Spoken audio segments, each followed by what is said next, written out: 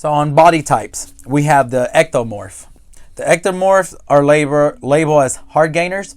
They generally find it hard to put on any form of weight, fat or muscle. And this is because their metabolism is fast. So they have a low adaptive point, and which means they have a fast metabolism. Mesomorphs, they are naturally muscular and athletic in build. They have a moderate tolerance to carbohydrates and moderate metabolic rate. And they can build muscle quite easily, but can also accumulate fat the same way. I'm more of a mesomorph myself. And that's a medium adaptive point. So our metabolism is not too fast, not too slow. It's just in between. And then we have the endomorphs. They're broad and thick in stature.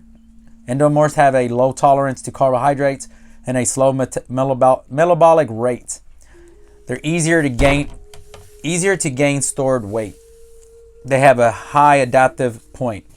And again, so understanding how to reprogram your weight regulating mechanism, it's understanding that one of the 3 factors is genetics. It's determined at birth, your set point. So you really have no other choice on that because it's determined by birth.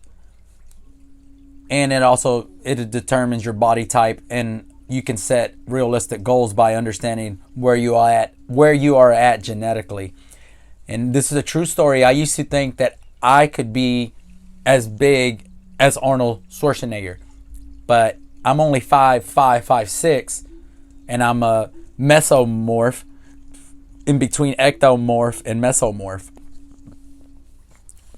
So that was an unrealistic goal for me, but it wasn't until I learned the nutritional part of it and the science behind what determines our set point that truly helped me start setting more realistic goals.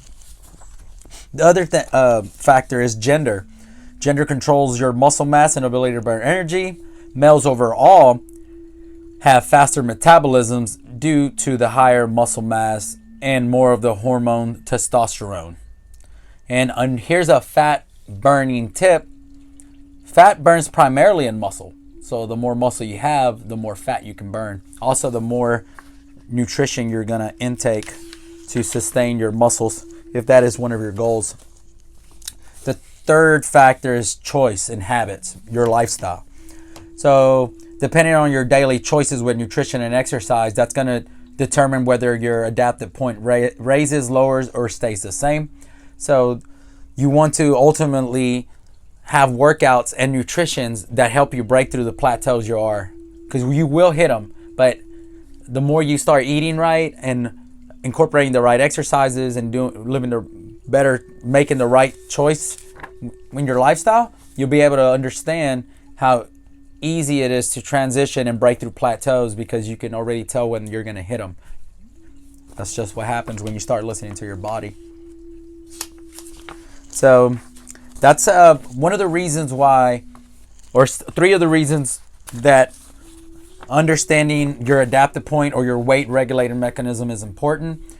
So you can set realistic goals, understand where you're at, where your body is genetically, and also you can evaluate your lifestyle and your choices by understanding that they have to change in order for you to change your adaptive point, which your adaptive point really is the speed of your metabolism. So if your metabolism is real slow, you're going to have to do what we just talked about, balancing your macros and eating the right foods so you can reprogram your weight regulating mechanism.